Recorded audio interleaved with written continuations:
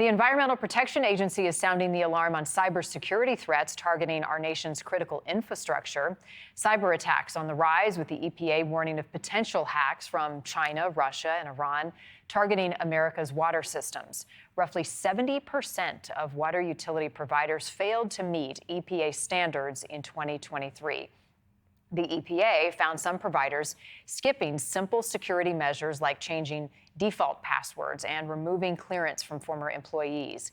Well, now the agency is warning providers and state officials to get cybersecurity precautions up to speed fast amid a rise in hacking attempts and cyber attacks on rural communities across the country.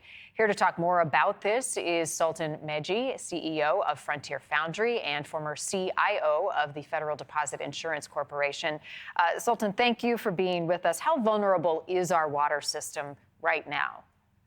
It's far more vulnerable than people realize. The EPA is doing a great job of trying to get the awareness up, but these are very old technologies, very old computer systems that have been around that just haven't been maintained. And most local environmental systems, water systems, have not spent the amount of money to keep them maintained or just have good cyber hygiene. We've seen hundreds of hack attempts. Happily, so far, it's been a very small percentage of successful hack attempts, but there is obviously a significant concern. And what would be the result of a hack? What would those with nefarious purposes be looking to do, and how would they do it? Well, I'll start with the how would they do it. There is an active program by many nation states and global hacking groups to have malware installed on these devices, just sitting there waiting, and then waiting for opportune moments, whether it's a presidential election or something else. And the hack can be anything from taking a water treatment system offline to, getting it to a point where when you turn the water faucet on at home, water doesn't come out. So the burden on local municipalities, where does the fix begin? So it's one of the unique features of the United States that the vast majority of our critical infrastructure is actually owned by the private sector, not by the U.S. government. And so most of these water treatment facilities aren't owned by a city necessarily. They're owned by a business or that has a contract with the city, or the municipality. And so the onus is not just on the municipality to hold those companies to account, but then the companies to make sure that they're investing correctly and doing all the right things from a cyber perspective. So practically speaking, what are the first steps to mitigate some of the threat and the risk? Well, this isn't rocket science, Marnie. Most cyber hygiene is really straightforward things: changing passwords, and don't have something connected to the internet that doesn't need to be, and things like that. And this is something where a lot of these organizations, if they just focus their energies and the staff and the money they already have, they would be able to do this. Basic things: changing passwords, not being connected to the internet, deactivating old user accounts, things like that. That would go a long way towards mitigating a lot of these concerns. And how can you and I and people at home know if our system is up to snuff, has the safeguards in place to protect our water?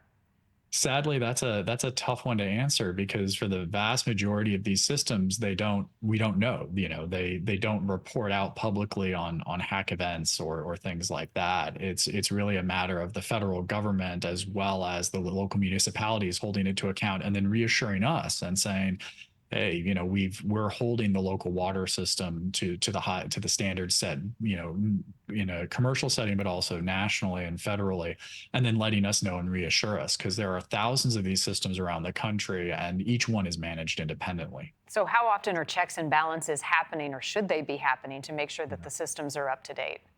Yeah, it's a daily event. Cybersecurity is a daily event. Just like we all make sure that our bank account passwords are safe and that our Wi-Fi at home is safe, it's the exact same thing, just at a larger scale. And I would look, if I was a mayor or an alderperson or city council, I would make sure that I was getting, if not daily, at least weekly reports back from critical infrastructures, ensuring that they're doing all the right things they should be doing. And it's not just shutting down the systems, but what are the risks of things getting into the system and into our water supply?